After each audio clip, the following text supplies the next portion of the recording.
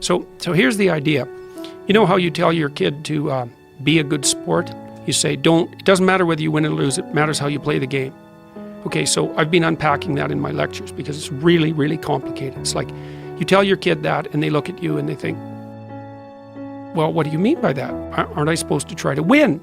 It's a soccer game, I'm supposed to win. And you say, well, yeah, you're supposed to win, but it doesn't matter whether you win or lose, it matters how you play the game. You know that that's right, but you don't know how to explain it to your kid. You say, well, you want to be a good sport. Okay, so imagine this. This is how it works, and this is crucially important. So, first of all, life is not a game. Even a game is not a game. Because a game is, most of the time, a game is the beginning of a series of games. So let's say that you're on a soccer team. Well, there's winning the game, but the game isn't the issue. The game is the whole series of games. So maybe the game is winning the championship. And winning the championship and winning a game are not the same thing. And the reason for that is, well, maybe if you want to win a game, the best thing to do is to let your star player make all the moves.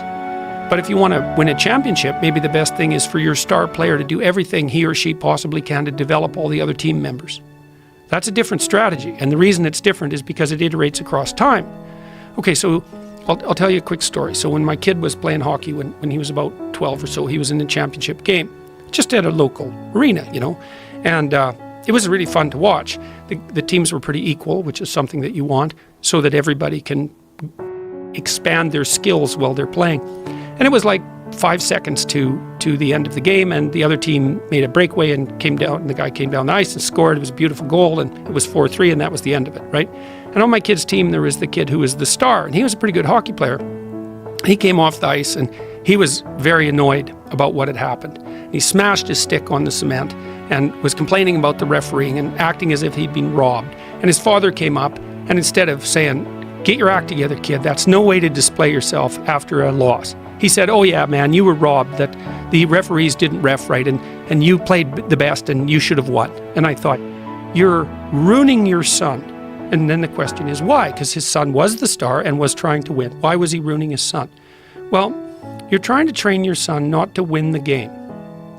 You're trying to train your son to win the championship. And so that's a series of games.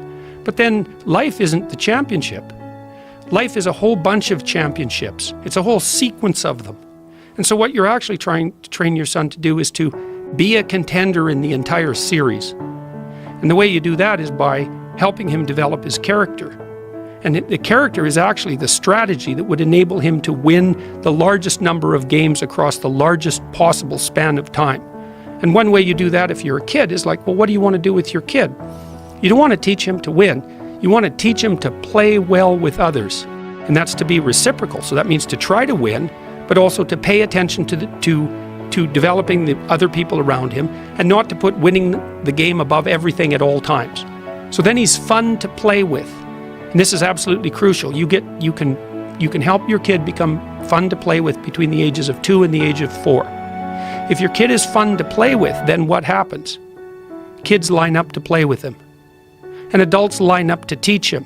And if kids line up to play with him, then he'll have friends his whole life, and he'll be socialized, and he'll be invited to many games, some of which he'll win, all of which he'll be able to participate in.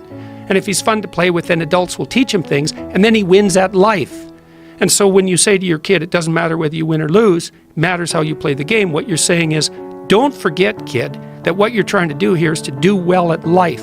And you need to practice the strategies that enable you to do well at life while you're in any specific game.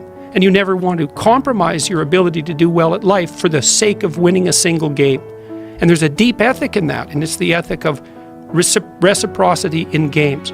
Part of the reason that we're so obsessed with sports is because we like to see that dramatized, like the person we really admire as an athlete isn't only the person who wins. We don't like the narcissistic winners. They're winners, and that's a plus, but if they're narcissistic, they're not good team players, they're only out for themselves, then we think, well, you're a winner in the narrow sense, but your character is suspect. You're no role model, even though you're a winner. And it's because we're looking for something deeper.